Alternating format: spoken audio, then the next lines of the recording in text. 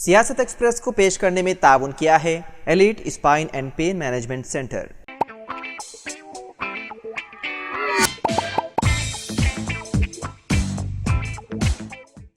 अस्सलाम वालेकुम नाज़रीन, सियासत एक्सप्रेस में आपका इस्तकबाल है। मैं हूं मोहम्मद शौकत। आइए नाज़रीन, दिन भर की खबरों पर मुश्तमिल हमारे इस खास बुलेटिन पर डालते हैं एक सरसरी नज़र। शहर हैदराबाद के कुछ इलाकों में आइंदा जुमेरात और जुमे को पानी की फराहमी में खलल पड़ेगा। हैदराबाद को पीने का पानी सप्लाई करने वाले Krishna drinking water supply phase 3 के 2375 मिलीमीटर डायमीटर के MS पंपिंग मेन में लीकेज का पता चला है। इस मसले को हल करने के लिए मरम्मत का काम 24 अक्टूबर को सुबह 6 बजे से 25 अक्टूबर जुमा शाम 6 बजे तक किया जाएगा। उन 24 घंटों के दौरान पानी के ज़खाए वाले कई इलाकों को पीने के पानी की फराहमी में खलल पड़ेगा। जिन इलाकों में पानी की सरबराही मसदूद रहेगी उनमें शास्त्रीपुरम, बल्लागुड़ा, भोजागुट्टा, शेखपेट, जुबली हिल्स, तिलनगर, प्रशासन नगर, लालापेट, सैनिकपुरी, मौलाली, गच्चीबौली, माधापुर, अयप्पा सोसाइटी, कावेरी हिल्स, वासवी रिजर्वायर, बदला नगर, देवेंद्र नगर, गोल्डन हाइट्स, किस्मतपुर और पेदा अंबरपेट शामिल हैं। अहदेदारों ने उन इलाकों की रिहाइशों को मशवरा दिया है कि वो पहले से पानी का जखीरा करके रखें और उस पानी को एहतियात से बरतें।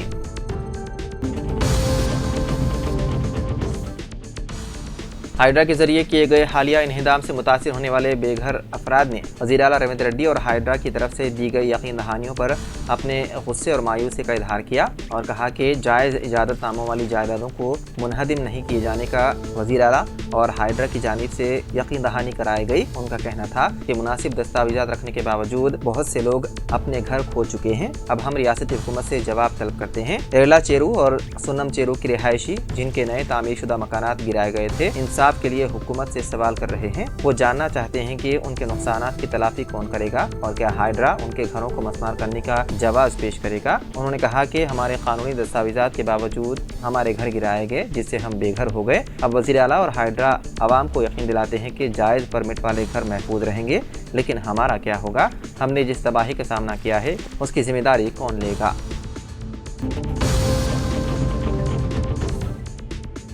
तेलंगाना हुकूमत ने दिवाली के मौके पर तमाम स्कूलों और कॉलेजों के लिए एक दिन की तातील का ऐलान किया, जो कि जुमेरात 31 अक्टूबर को मनाई जाएगी। ये त्यौहारी तातील तलबा और इंतजामिया को दिवाली की तकरीबात में शिरकत करने का मौका फराहम करने के लिए, जो कि रियासत भर में बड़ी जोश व खरोश के साथ मनाया जाने वाला है, एक अहम सकाफती त्यौहार है। फिलहाल तमाम तालीमी इदारों में सेमेस्टर असेसमेंट 1 के इम्तहानात मुनक़्क़िद किए जा रहे हैं, जो कि 28 अक्टूबर तक जारी रहेंगे। ये तातील तलबा को उनके इम्तहानात के बाद आराम फराहम करेगी, जिससे वो अपने ख़ानदान के साथ खुशियों का त्यौहार मना सकेंगे।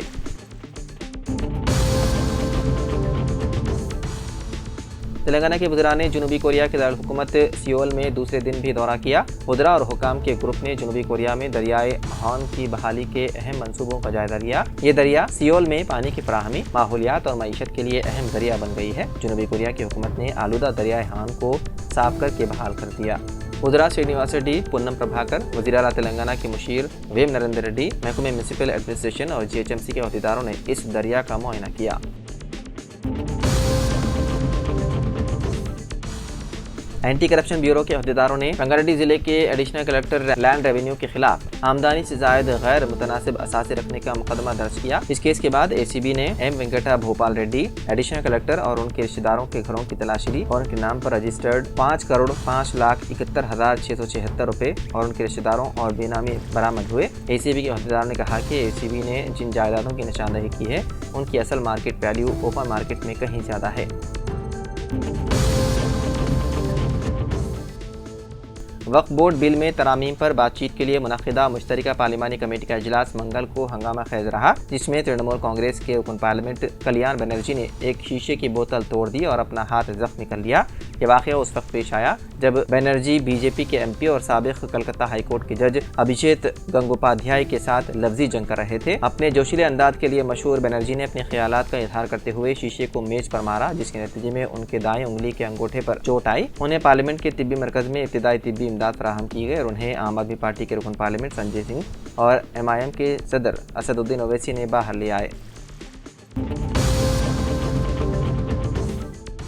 बीजेपी रुकन असम्बली बाल मुकुंद चप्पल पहनकर मस्जिद में हुआ दाखिल और इस मस्जिद को मंदिर करार देने की नाकाम कोशिश। बीजेपी रुकन असम्बली बाल मुकुंद आचार्य ने मंगल के रोज एक मस्जिद में दाखिल होकर हंगामा खड़ा कर दिया। राजस्थान के जयपुर में हवा महल सीट से रुकन असम्बली बाल मुकुंद अचानक बाजबंदपुरा वाक़े शिया इमामगाह मस्जिद में चप्पल पहनकर दाखिल हुए और कहने लगे कि ये मंदिर है। जब वो ये सब कह रहे थे तो मस्जिद में नमाज का वक्त करीब था। आहिस्ता आहिस्ता वहाँ नमाजी जमा होने लगे और किसी ने बाल मुकुंद की हरकत की इत्तला पुलिस को दी। हालांकि नमाजियों की भीड़ बढ़ने और हालात कशीदा होते देख बाल मुकुंद पुलिस की आमद से कबल ही भाग खड़ा हुआ।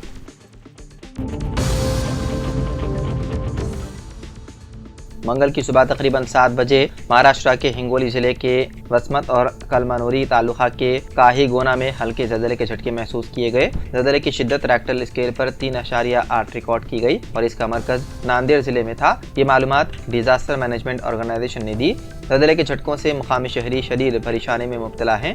ज़लज़ले से किसी भी किस्म की जानी या माली नुकसान की कोई इत्तला नहीं है। ज़लज़ले के बाद शहरी घरों से बाहर निकल आए, ताहम कुछ देर बाद हालात मामूल पर आ गए।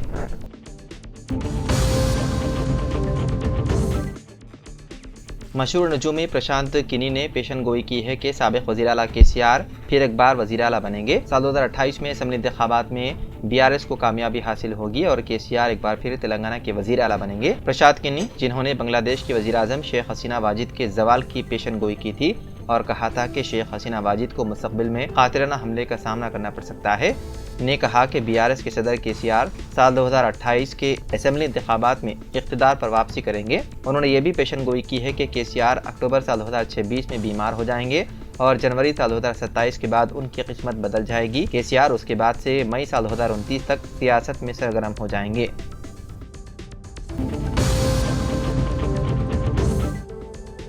सिकंदराबाद के ओल्ड बोइनपल्ली में सारिकों ने मुतादिद एटीएम को निशाना बनाते हुए सरखी की वारदात अंजाम दी। सुबह के अवलिन सातों में वो आईसीआईसी बैंक के एटीएम में दाखिल हुए और मशीन को तोड़कर 20,000 रुपये का सरखा कर लिया। इसके अलावा सारिकों ने करीबी एसबीआई एटीएम में भी तोड़फोड़ की कोशिश की, लेकिन उनकी कोशिश नाकाम रही। इत्तला मिलते ही मुकामी पुलिस जाए वक़ू पर पहुंच गई और मुकदमा दर्ज कर लिया। पुलिस मुजरिमों की शनाख्त के लिए इलाके के सीसीटीवी फुटेज का बारीक बीनी से ले रही है जायजा।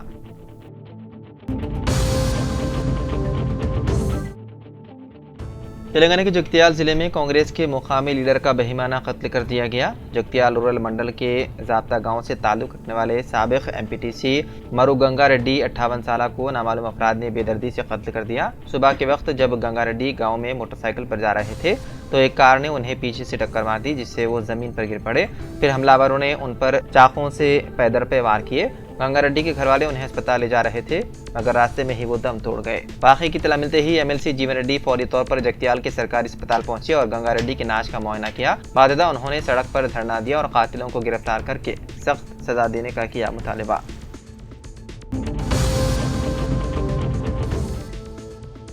सुप्रीम कोर्ट बहराइच तशद्दुद के मुल्जिमान के घरों पर बुलडोजर कार्रवाई के मामले में कल यानी कि 23 अक्टूबर को समाअत करेगी। सुप्रीम कोर्ट ने उस वक्त तक बुलडोजर की कार्रवाई पर पाबंदी लगा दी है। आज वकील सीयू सिंह ने ये मामला जस्टिस बीआर गोई की सरबराही वाली बेंच के सामने रखा और जल्द समाअत का मुतालबा किया। इस दौरान उत्तर प्रदेश हुकूमत ने कहा कि वो 23 अक्टूबर तक बहराइच तशद्दुद के मुल्जिमान के खिलाफ कार्रवाई नहीं करेगी। इस दौरान जस्टिस गोई ने कहा कि अगर यूपी हुकूमत हमारे हुक्म को न मानने का खतरा मोल लेना चाहती है तो ये उनकी मर्जी, अब इस पर समाअत कल होगी। हैदराबाद के चंद्रानगर पुलिस स्टेशन के हदूद में एक अफसोसनाक वाक़या पेश आया। होटल में कुत्ते का पीछा करते हुए एक नौजवान की होटल की तीसरी मंजिल से गिरकर हो गई मौत। मरने वाले शख्स की शनाख्त 23 साला उदय के तौर पर हुई है, जो तेनाली से ताल्लुक़ रखता था।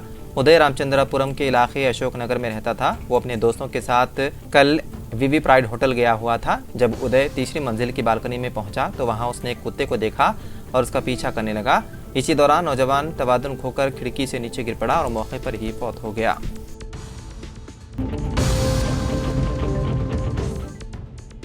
महाराष्ट्र के साबिक वजीर बाबा सिद्दीकी के कत्ल के बाद गैंगस्टर लॉरेंस बिश्नोई एक बार फिर सुर्खियों में है। इस दौरान उसे मारने वाले को जायद 1 करोड़ का इनाम का ऐलान किया गया। क्षत्रिय करनी सेना के कौमी सदर राज शेखावत ने एक पैगाम जारी करते हुए कहा कि जो भी पुलिस ओहदेदार लॉरेंस बिश्नोई का एनकाउंटर करेगा उसे करनी सेना की जानिब से 1,11,11,111 रुपए का इनाम दिया जाएगा। राज शेखावत का कहना है कि मैं सिर्फ इतना जानता हूं कि हमारे काबिल एहतराम शहीद सुखदेव सिंह गोगामेडी को लॉरेंस बिश्नोई ने कत्ल किया था।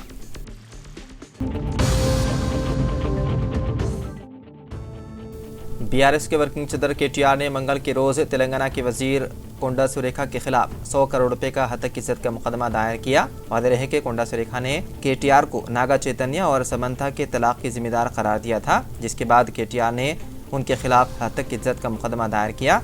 एक्स पर एक पोस्ट में केटीआर ने कहा कि बहुत तवील अरसे से ये हमले और सरगोशी मुहिम और सोशल मीडिया के जरिए किरदारों के कत्ल में मुलविस होने की कोशिशें बेकाबू हो चुकी हैं, लेकिन अब नहीं। उन्होंने मजीद कहा, मुझे उम्मीद है कि ये मुकदमा उन लोगों के लिए एक सबक का काम करेगा जो समझते हैं कि वो सियासी तनकीद के नाम पर सस्ती बयानबाजी कर सकते हैं। मैंने अपने किरदार पर बेबुनियाद इल्ज़ामात और बुज़दिलाना ज़ाती हमलों के खिलाफ सख्त मौक़िफ़ इख्तियार किया है।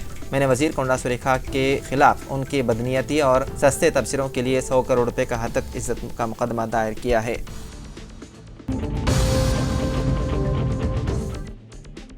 हैदराबाद की फिल्म नगर पुलिस ने पीर की रोज़ एक शख्स 34 साला रमेश को अवामी मकाम पर ख़वातीन के सामने गैर मुहज़्ज़िब हरकतें करने के इल्ज़ाम में गिरफ्तार कर लिया। रमेश, जो फिल्म नगर का साकिन और करीम नगर का मुतवत्तिन बताया गया है, शेखपेट में एक बेकरी में काम करता था। कल उसने ख़वातीन के सामने फहश हरकत की। फ़ौरन पुलिस को इत्तला दी गई। इसकी शिकायत की बुनियाद पर पुलिस ने फौरी कार्रवाई करते हुए मुकदमा दर्ज कर लिया और रमेश को गिरफ्तार कर लिया।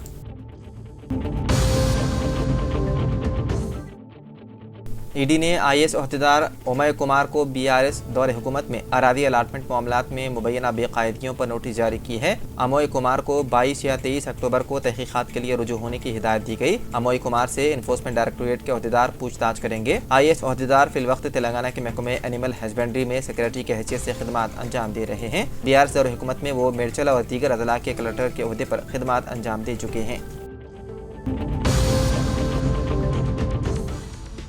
शादी न करवाने पर एक नौजवान ने अपने वालिद का कर दिया कत्ल। यह वारदात तेलंगाना के ज़रिए निज़ामाबाद के नवीपेट मंडल में आई पेश।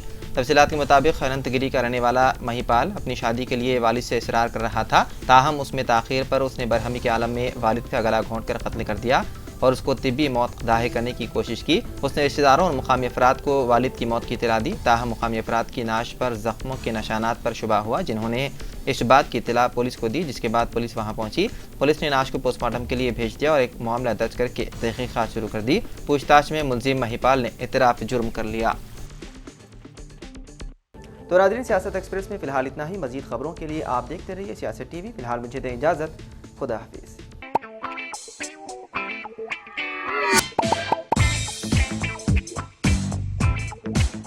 Elite spine and pain management centre बगैर ऑपरेशन और बिना पेन किलर अद्वियात के एडवांस्ड टेक्नोलॉजी के जरिए सिर्फ छोटे इंजेक्शन से कमर और घुटनों के दर्द का शर्तिया इलाज।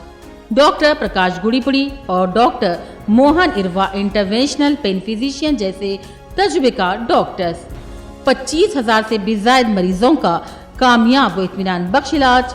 राबिता कीजिए elite spine and pain management centre, Manikunda और दिलसुख नगर, हैदराबाद।